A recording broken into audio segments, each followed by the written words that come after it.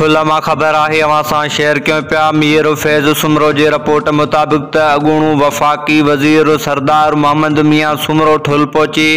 समाजी अॻवान उस्ताद अब्दुल सत्तार सुमरो पारां ॾिनल चांहि पार्टी में शिरकत लाइ रियाज़ चौक अब्दुल सत्तार सुमरो हाउस में अमद थियण ते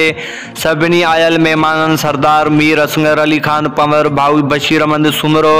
मीर इम्तियाज़ अहमद खान खोसो, मीर अनवर अली खान सुमरो, जाहिद खान सुमरो सगा अॻवान, उस्ताद अब्दुल्ला नूनारी, डॉक्टर शंकरलाल, अब्दुल फताह सुमरो, हुजूर बश्कू सुमरो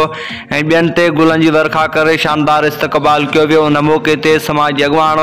उस्ताद अब्दुल सत्तार सुमरो पारां ठुल आवासनि जी सहूलियत लाइ ठाहिरायल ठुल मेडिकल सेंटर जो सरदार मोहम्मद मियां सुमरो ऐं सरदार मीर असगर खान पंवर मेडिकल सेंटर जो रिबन काटे इफ्तिताह कियो ऐं दुआ घुरी वई, जॾहिं त आयल महिमाननि में सरदार मोहम्मद मियां खान सुमरो,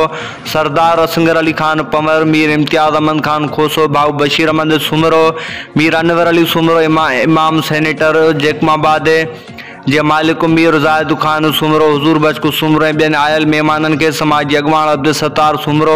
सगा सदर ठुल उस्ताद अब्दुल्ला नूनारी, डॉक्टर ज़फर नूनारी, मोहम्मद ताज,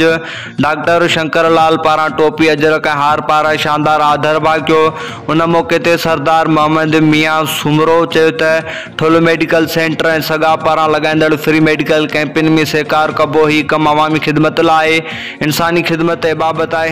हिन कार ख़ैर में जेतिरी ख़िदमत कजे इहा घटि आहे। हिन चयो त मां ऐं मुंहिंजो ख़ानदान समाजी कम लाइ पंहिंजूं ज़मीनूं ॾेई इदारा खोलिया आहिनि। हिन चयो त पंहिंजे दौरे इक़्तिदार में जैकमाबाद में पीअण लाइ मिठे पाणी में जिम्स अस्पताल, नर्सिंग मेले मिड वाइफ स्कूल ऐं तरकेश गवर्नमेंट खां बरसात मुतासिरनि जी फैमिली लाइ 500 घर वरिता आहिनि।